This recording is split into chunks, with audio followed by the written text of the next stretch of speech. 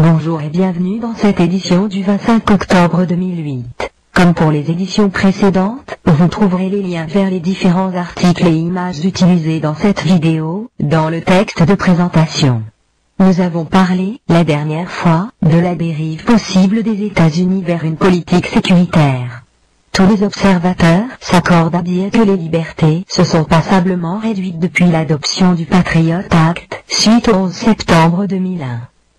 Vous avez pu voir que la loi martiale plane au-dessus des États-Unis. Heureusement que nous, Européens, sommes à l'abri. Quoique, vous n'êtes pas sans savoir que la Constitution européenne prend le pas sur les constitutions nationales des différents pays. Alors, intéressons-nous aux droits de l'homme selon la Constitution européenne. Une petite recherche devrait répondre à nos questions. Le document qui nous intéresse ici est la Charte européenne des droits de l'homme. Ah, la voici. En date du 14 décembre 2007. Que pouvons-nous y lire? Préambule. Les peuples d'Europe, en établissant entre eux une union sans cesse plus étroite, ont décidé de partager un avenir pacifique fondé sur des valeurs communes. Consciente de son patrimoine spirituel, etc., etc. Une Europe pacifique, bon, ça semble plutôt bien parti. Passons aux articles. Article 1er. La dignité humaine est inviolable. Elle doit être respectée et protégée. Article 2.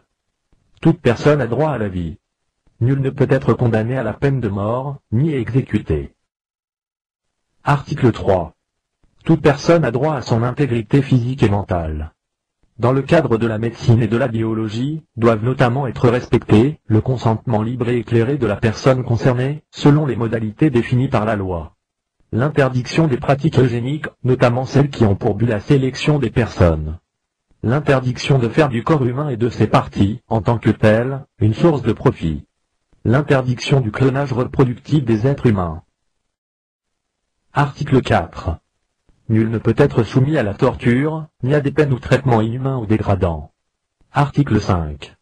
Nul ne peut être tenu en esclavage ni en servitude. Nul ne peut être astreint à accomplir un travail forcé ou obligatoire. La traite des êtres humains est interdite. Bon, vous n'allez pas nous lire toute la charte. Il n'y a rien d'inquiétant, bien au contraire. Attendez.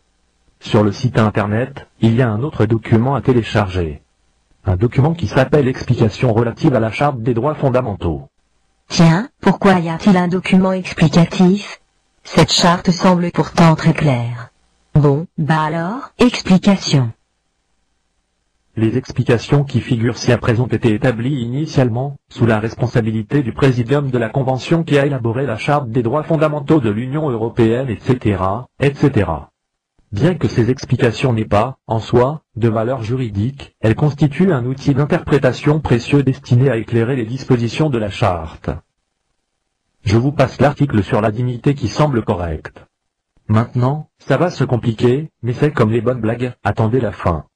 Explication à l'article 2. Droit à la vie. Le paragraphe 1 de cet article est fondé sur l'article 2, paragraphe 1, première phrase, de la CEDH, dont le texte est le suivant: le droit de toute personne à la vie est protégé par la loi. La deuxième phrase de cette disposition, qui concerne la peine de mort, a été rendue caduque par l'entrée en vigueur du protocole numéro 6, annexé à la CEDH, dont l'article 1er est libellé comme suit. La peine de mort est abolie. Nul ne peut être condamné à une telle peine ni exécuté.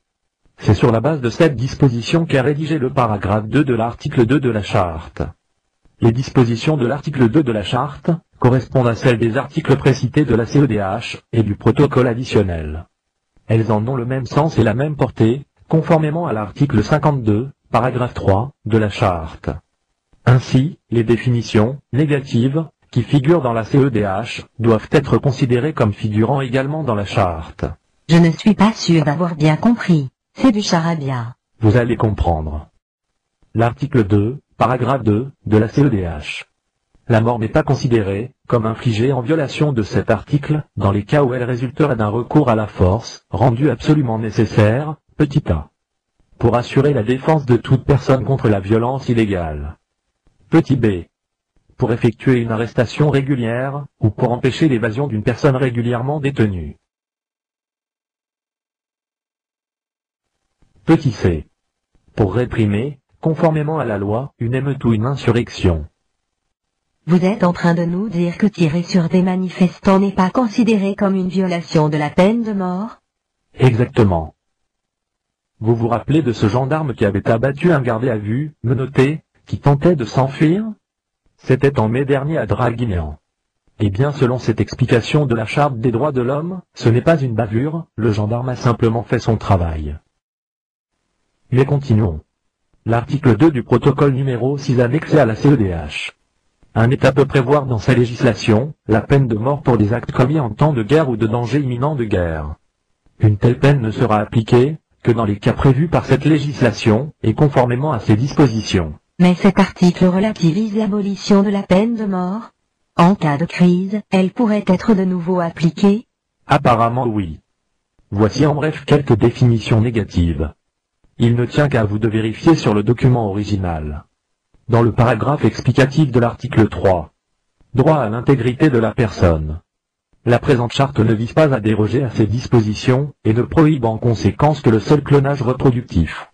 Elle n'autorise ni ne prohibe les autres formes de clonage. Elle n'empêche donc aucunement le législateur d'interdire les autres formes de clonage.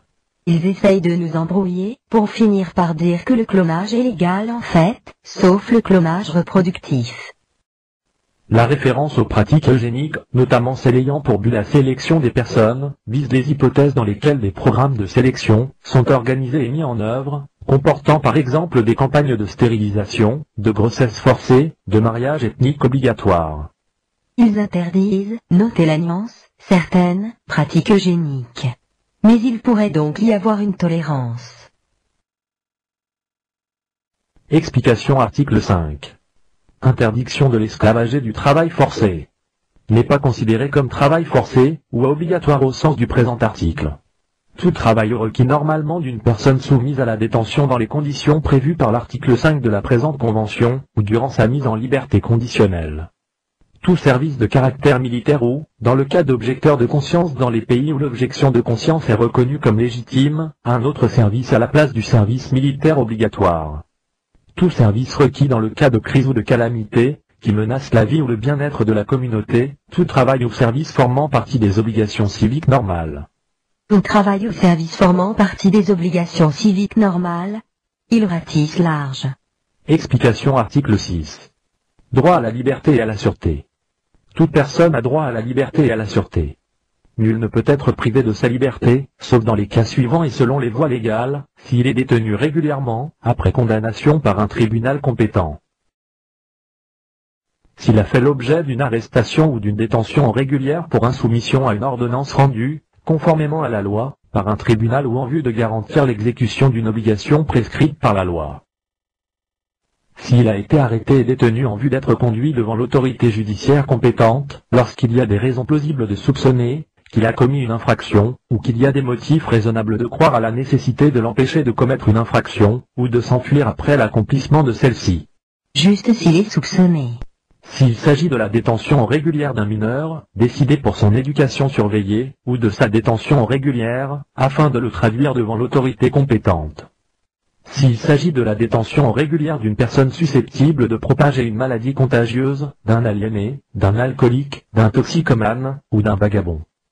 Vous êtes sûr que cette charte a été écrite en 2007? Celui-là est digne des plus belles années du régime de Vichy. S'il s'agit de l'arrestation ou de la détention régulière d'une personne pour l'empêcher de pénétrer irrégulièrement dans le territoire, ou contre laquelle une procédure d'expulsion ou d'extradition est en cours. Explication AD article 11. Liberté d'expression et d'information. Le présent article n'empêche pas les États de soumettre les entreprises de radiodiffusion, de cinéma ou de télévision à un régime d'autorisation. Explication AD article 12. Liberté de réunion et d'association. Toute personne a droit à la liberté de réunion pacifique, et à la liberté d'association, y compris le droit de fonder avec d'autres des syndicats, et de s'affilier à des syndicats pour la défense de ses intérêts. Le présent article n'interdit pas que des restrictions légitimes soient imposées à l'exercice de ces droits par les membres des forces